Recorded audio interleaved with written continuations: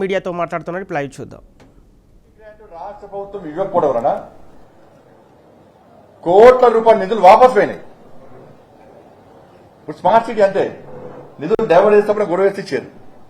ఇప్పుడు railway exam ఉదాహరణ చెప్తున్నా, ఆర్ఓబి 80% రాష్ట్ర ప్రభుత్వం ఇవ్వాలి, 20% కేంద్ర ప్రభుత్వం ఇస్తుంది. గతంలో రాష్ట్ర ప్రభుత్వం ఇవ్వలే, 20 కోట్ల రూపాయలు కూడా వాపసు పోతుంటే ఆ రద్దే క్యాన్సిల్ అయ్యే టైంకు అనుకోకుండా సేతు 100 స్కీమ్ వచ్చింది.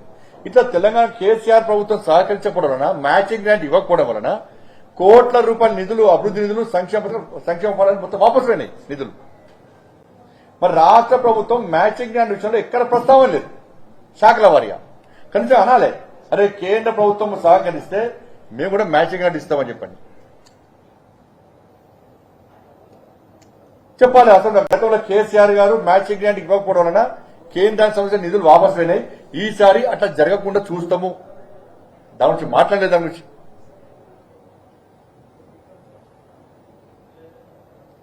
దాంతోపాటు నేను ఆరోగ్యశ్రీ విషయంలో రాష్ట్ర ప్రభుత్వం నిధులు కేటాయించింది. ఇలా రాష్ట్ర ప్రభుత్వం క్లారిటీ ఇవ్వాలి. మీరు ఆయుష్మాన్ భారత్ సంబంధించి 10 లక్షల వరకు వైద్యం చేసుకునే విధంగా కేంద్ర ప్రభుత్వం ఆయుష్మాన్ భారత్ ప్రవేశపెట్టింది. మరి మీరు ఆయుష్మాన్ భారత్ కలిపి చెప్తుర్రా, ఆరోగ్యశ్రీ అదనంగా ఉందా? నిధులు ప్రత్యేక కేటాయించరా? ఆయుష్మాన్ భారత్ అలాగే, ఆరోగ్యశ్రీ అలాగే. ఈ విషయంలో స్పష్టం చేయాలి, పక్కా స్పష్టం చేయాలి.